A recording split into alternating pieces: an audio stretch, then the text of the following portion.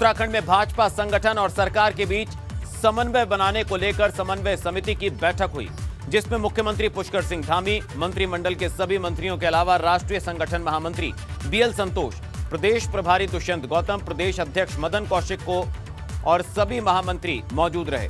दूसरी खबर उत्तराखंड कांग्रेस की, जहां कार्यकारी अध्यक्षों को विधानसभाओं की जिम्मेदारी सौंपी गई है। वहीं प्रदेश कांग्रेस चुनाव समन्वय समिति के अध्यक्ष किशोर उपाध्याय ने कहा है कि उत्तराखंड विधानसभा चुनाव में वही मुख्यमंत्री का चेहरा होगा जो यहां के लोगों को बिजली, पानी, रसोई, गैस और शिक्षा के साथ साथ चिकित्सा जैसी मूलभूत सुविधाएं निःशुल्क देने की बात करेगा। तीसरी और अहम खबर आम आदमी पार्टी की। पार्टी ने युवा संवाद के जरिए पकड़ मजबूत करने में जुटी है। आम आदमी पार्टी के वरिष्ठ नेता कर्नल अजय कोठियाल ने कहा, कुमाऊं के बाद गढ़वाल में युवा संवाद कार्यक्रम किया जाएगा।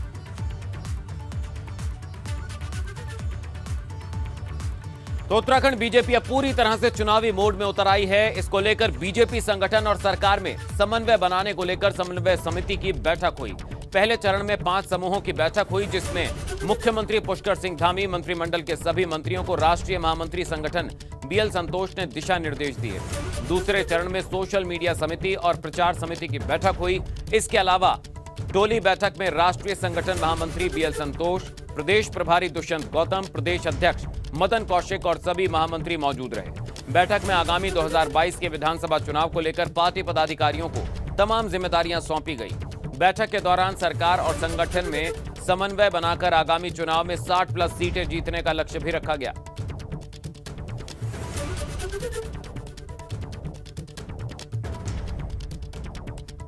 हमारे यहाँ ग्रुप की बैठक सामान्य वो सारे मिनिस्टर्स होते हैं और उनके साथ संगठन के 2-2 लोग होते हैं।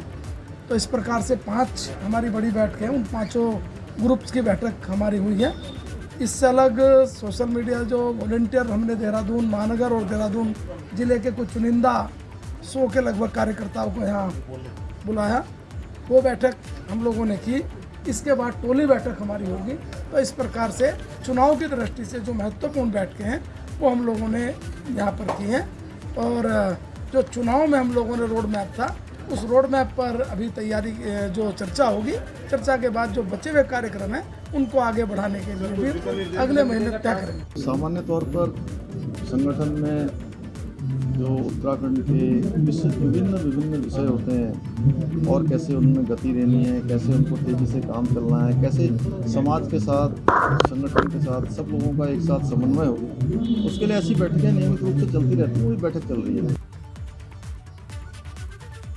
तो सुना आपने मदन कौशिक और मुख्यमंत्री पुष्कर सिंह धामी को। उन्होंने कहा कि बैठकों की शुरुआत हो गई है और किस तरह से समन्वय बनाया जाए उस पर चर्चा हुई बैठक में। और ज्यादा जानकारी के लिए, अपडेट के लिए रुक करेंगे देहरादून से सहयोगी पंकज राणा हमारे साथ जुड़ चुके हैं फोन लाइन से। पंकज, आपसे जानना चाहेंगे, बैठकों का दौर शुरू हो चुका है, पूरी तरह चुनावी मोड में उतर आई है बीजेपी, क्या जानकारी मिल रही है? अब किस तरह से जो है समन्वय स्थापित करने की कोशिश जो है वो की जाएगी, क्योंकि बैठकें चल गई हैं?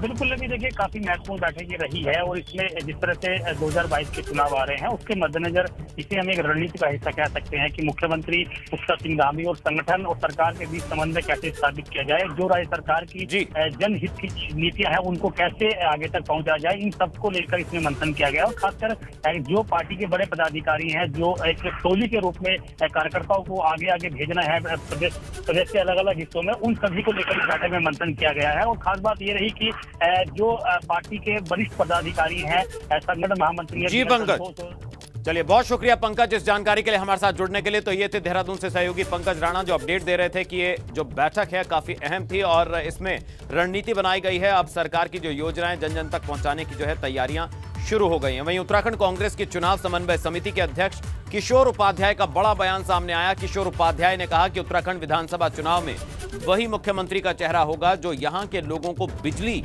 पानी, रसोई गैस, शिक्षा और चिकित्सा जैसी मूलभूत सुविधाएं निःशुल्क देने की बात करेगा। हरिद्वार के एक होटल में प्रेस कॉन्फ्रेंस के दौरान किशोर उपाध्याय ने कहा कि मूल सुविधाएं उत्तराखंड के लोगों का अधिकार है। यहां के लोग ये सब फ्री नहीं मांग रहे हैं, ये अधिकार उन्हें मिलने ही चाहिए। नहीं, देखिए ये तो पार्टी तय करेगी। मैं तो उत्तराखंड के एजेंडे की बात कर रहा हूँ।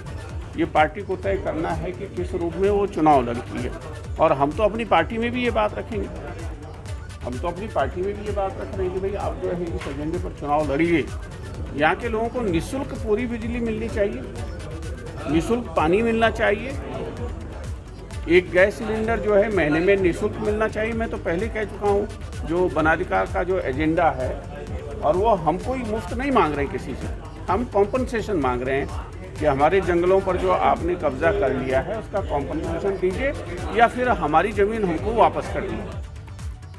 तो कांग्रेस ने भी चुनाव को लेकर तैयारियां तेज कर दी हैं। पार्टी के नवनियुक्त कार्यकारी अध्यक्षों को जिम्मेदारियां दी गई हैं, जिसमें गढ़वाल मंडल के पर्वतीय विधानसभाओं की जिम्मेदारी रंजीत रावत को दी गई। तो कुमाऊं की जिम्मेदारी प्रोफेसर जीतराम, मैदानी क्षेत्रों की जिम्मेदारी तिलक राज बेहड़ और भुवन कांपड़ी को संगठन की जिम्मेदारी दी गई है। ऐसे में प्रदेश कांग्रेस अध्यक्ष गणेश गोदियाल सहयोगी कार्यकारी अध्यक्षों के साथ चुनाव की तैयारियों में जुट गए हैं। गणेश गोदियाल ने कहा कि मैंने केंद्रीय नेतृत्व से निवेदन किया था कि मुझे सहयोग के रूप में मजबूत टीम दी जाए।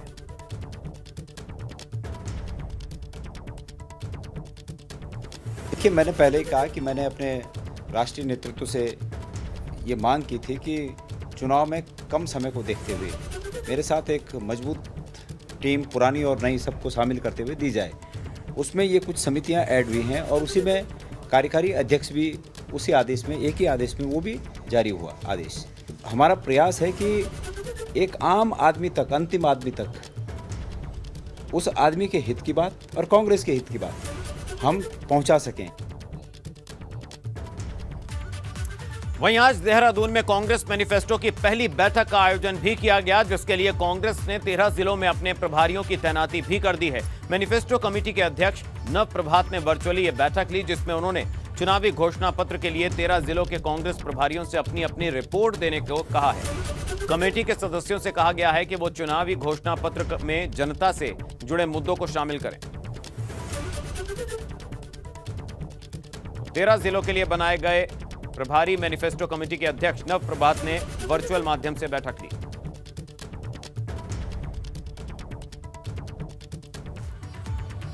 वहीं उत्तराखंड के पूर्व मुख्यमंत्री हरीश रावत पर बने गीत का आज विमोचन किया गया। पूर्व विधानसभा अध्यक्ष गोविंद सिंह कुंजवाल और विधायक मनोज रावत ने गीत का विमोचन किया। गीत का नाम हरीश रावत का ऐलान, रोटी कपड़ा और सबको मकान है।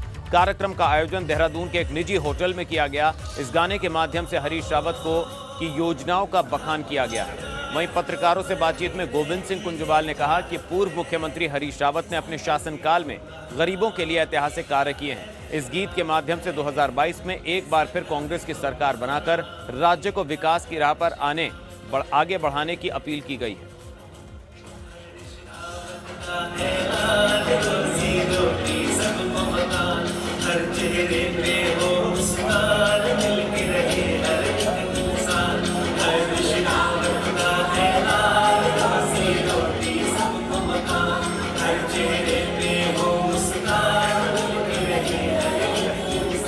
मान जाना चाहिए। दूसरा जो गीत आज लॉन्च हुआ है, इसके पीछे सोच ये है कि हरीश रावत जी दोबारा सत्ता में आएंगे तो निश्चित रूप से इस प्रदेश के हर व्यक्ति को रोटी, कपड़ा और मकान निश्चित रूप से मिलने का ऐसी वो कोशिश करेंगे। इसका साफ तात्पर्य है कि प्रदेश का कांग्रेस पार्टी की सरकार आने के बाद एक सामूहिक रूप से जिस तरह से विकास होगा उसमें सबका हित होगा। वहीं युवा संवाद के जरिए आम आदमी पार्टी युवाओं पर अपनी पकड़ मजबूत करने में जुटी हुई है। आम आदमी पार्टी के वरिष्ठ नेता कर्नल अजय कोठियाल इन दिनों प्रदेश भर में युवा संवाद कार्यक्रम के जरिए युवाओं को उत्तराखंड नवनिर्माण कार्यक्रम से जोड़ने की कोशिश में है।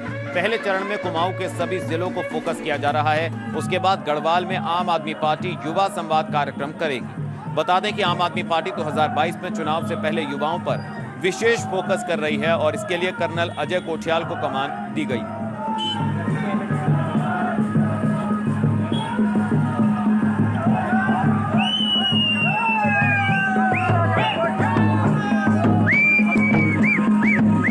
आम आदमी पार्टी का युवा संवाद कार्यक्रम युवाओं को साधने की कोशिश कर रही है आम आदमी पार्टी। वहीं पिथौरागढ़ में भूस्खलन होने की वजह से लोगों की मुश्किलें बढ़ गई हैं। यहां पर मुनस्यारी मोटर मार्ग पर भूस्खलन होने की वजह से दर्जनों गाड़ियां फंस गईं। भूस्खलन के बाद मुनस्यारी मोटर मार्ग पर बनिक के पास ट्रैफिक पूरी तरह से रोक दिया गया। सड़क पर मलबा आने की वजह से यहां रास्ते पूरी तरह से बंद हो गया।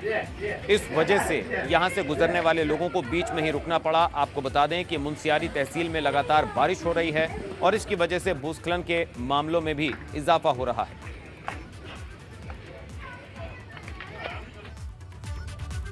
वहीं उत्तराखंड के केदारनाथ हाईवे पर भटवाड़ी सैंड में लैंडस्लाइड ने जमकर कहर बरपाया है। पहाड़ों से भूस्खलन का वीडियो सामने आया और वीडियो में पहाड़ों से बड़े बड़े पत्थर आकर गिरते नजर आए और सब कुछ पल में तब्दील हो गया। भारी भूस्खलन के चलते केदारनाथ हाईवे पर यातायात भी ठप हो गया है।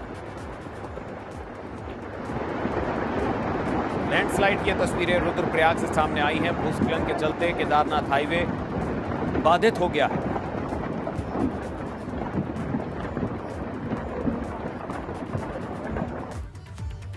वहीं केदारनाथ हाईवे की पहाड़ियों पर जगह जगह हो रहे लैंडस्लाइड से हाईवे पर सुबह से आवाजाही ठप हो गई है। भूस्खलन की वजह से कई स्थानों पर मलबा सड़क पर आने से यातायात बाधित हो गया है। रुद्रप्रयाग तहसील, रामपुर, शेरसी, फाटा सहित अन्य स्थान भूस्खलन की चपेट में आ गए हैं। जगह जगह जेसीबी मशीनें तैनात की गई हैं, लेकिन लगातार भूस्खलन होने की वजह से हाईवे को खोलने में दिक्कतें आ रही हैं। जगह जगह जाम लगने से केदार घाटी के लोगों की आवाजाही पूरी तरह से ठप पड़ रही है और लोगों का जनजीवन अस्त व्यस्त हो गया है। देवस्थानम बोर्ड को भंग करने की मांग को लेकर केदारनाथ में तीर्थ पुरोहितों का धरना प्रदर्शन अब भी जारी है। तीर्थ पुरोहितों ने बारिश में भी छाते लेकर केदारनाथ धाम में सरकार के खिलाफ नारेबाजी करते हुए प्रदर्शन किया। इस दौरान उन्होंने सरकार से शीघ्र बोर्ड भंग करने की मांग की। मंदिर परिसर में प्रदर्शन के बाद तीर्थ पुरोहितों ने कहा कि केदारनाथ में देवस्थानम बोर्ड को किसी भी दशा में स्वीकार नहीं किया जाएगा। यदि शासन प्रशासन इसे जबरन थोपती है तो इसका जमकर विरोध किया जाएगा। उन्होंने आरोप लगाया कि शासन द्वारा तीर्थ पुरोहितों की धर्मशालाओं से छेड़छाड़ की जा रही है। बोर्ड के विरोध में चारों धाम में जो धरना है वो अभी तक जारी है और जारी तब तक रहेगा जब तक ये पूर्ण रूप से सरकार इसको रद्द नहीं करती है। और एक तरफ से सरकार कह रही है कि आपको बिना संज्ञान मिले कोई भी काम हम नहीं करेंगे और केदारपुरी में स्थानीय अधिकारियों के द्वारा यहाँ पे तीर्थ पुरोहितों के न होने के बावजूद भी बिना केदारपुरी को संज्ञान में लिए हुए यहाँ पे उनकी धर्मशाला को नापा जा रहा है और छेड़खानी की जा रही है, जो कि सरासर गलत है। वहीं नैनीताल के डीएम ने भारी बारिश की चेतावनी के चलते अलर्ट जारी किया है। भूस्खलन वाली जगहों को चिन्हित किया गया है और पूरे जिले में 31 जेसीबी तैनात की गई हैं। सिंचाई विभाग गौला नदी के जल स्तर पर नजर बनाए हुए है। साथ ही आम जनता को नदी किनारे न जाने की सलाह दी गई है। डीएम ने आपदा प्रबंधन टीम को 24 घंटे अलर्ट मोड पर रहने के लिए कहा है।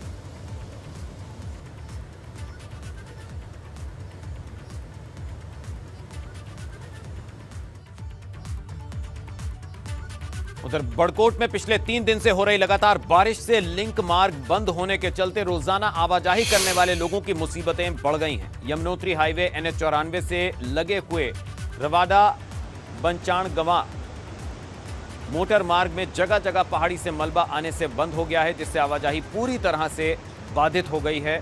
मार्ग बंद होने से 2 दर्जन गांव के ग्रामीणों की आवाजाही पर ब्रेक लग गया है। धार मंडल से लेकर मसालगवा, बचाणगवा जैसे दूर दराज के ग्रामीण करीब 10 किलोमीटर पैदल सफर करने के लिए मजबूर हैं। सड़कों में नियमित पानी निकासी न होने की वजह से भूस्खलन की स्थिति पैदा होने से लिंक मार्ग बंद हो रहे हैं। काफ़ी दिक्कतों का सामना करना पड़ रहा है यहाँ पे, क्योंकि इस मोटर मार्ग में कम से कम 20 से 25 ग्राम सभा जुड़ी हुई हैं, जो कि पूरा की धारा मंडल से लेकर बचाणगांव तक इस रोड से आवाजाही होती रहती है और मैं विभाग को भी मैंने सूचित किया है। वहीं काशीपुर पहुंचे कांग्रेस कार्यकारी प्रदेश अध्यक्ष तिलक राज बेहड़ का कांग्रेस कार्यकर्ताओं ने जोरदार स्वागत किया। इस दौरान बेहड़ ने पत्रकारों से बातचीत करते हुए कहा कि प्रदेश में कार्यकर्ताओं में जबरदस्त उत्साह है। आगामी विधानसभा चुनाव में कांग्रेस बहुमत से सरकार बनाएगी। नेतृत्व के सवाल पर बेहड़ ने कहा कि सामूहिक नेतृत्व में हम लोग चुनाव लड़ते हैं। चुनाव प्रचार कमेटी का जिम्मा हरीश रावत जी को दिया है। बेहड़ ने हरीश रावत को बधाई दी।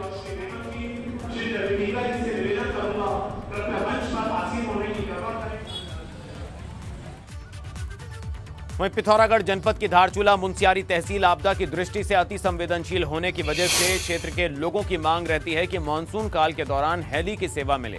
इसको लेकर जिलाधिकारी आनंद स्वरूप ने बताया कि जून महीने में जो आपदा आई थी उसमें दारमा बयास घाटी से कई लोग फंस गए थे और तब शासन से फंसे लोगों को निकालने के लिए हेलीकॉप्टर की सुविधा मिली थी। अब मुख्यमंत्री ने और 2 महीने के लिए हेलीकॉप्टर की सुविधा देने के लिए स्वीकृति दे दी, जिसमें नागरिक उड्डयन मंत्रालय की तरफ से कुछ किराया भी तय किया गया।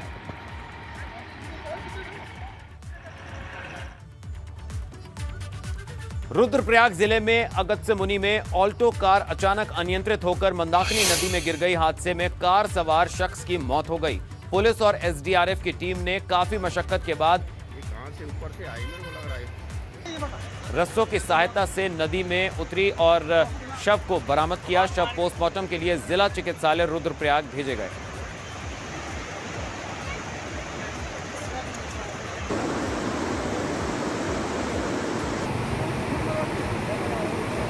मंदाकिनी नदी में गिरी कार और रेस्क्यू करने में भी दिक्कतों का सामना करना पड़ा। वहीं रानीखेत के चौखुटिया में मंगलवार रात से हो रही बारिश के चलते बरसाती नाले में स्कूटी सवार युवक बह गया। युवक सोन गांव का रहने वाला था और वो होमगार्ड का जवान था। युवक का अभी तक कोई पता नहीं चल पाया है। एनडीआरएफ और एसडीआरएफ की टीम युवक की खोजबीन में लगे हैं, लेकिन अभी तक युवक का कोई सुराग नहीं लग पाया। जोशीमठ विकासखंड के डुमक गांव में आज भी विकास की सड़क नहीं पहुंची है। यही वजह है कि बीमार लोगों को कई किलोमीटर पैदल सफर करके अस्पताल तक ले जाया जा रहा है। डुमक गांव की हरकी देवी नाम की महिला की अचानक तबीयत बिगड़ गई, जिसके बाद ग्रामीणों ने पगडंडी के सहारे 12 किलोमीटर पैदल रास्ता तय करके उसे सड़क तक पहुंचाया और जिसके बाद महिला को इलाज के लिए जिला अस्पताल गोपेश्वर ले जाया गया।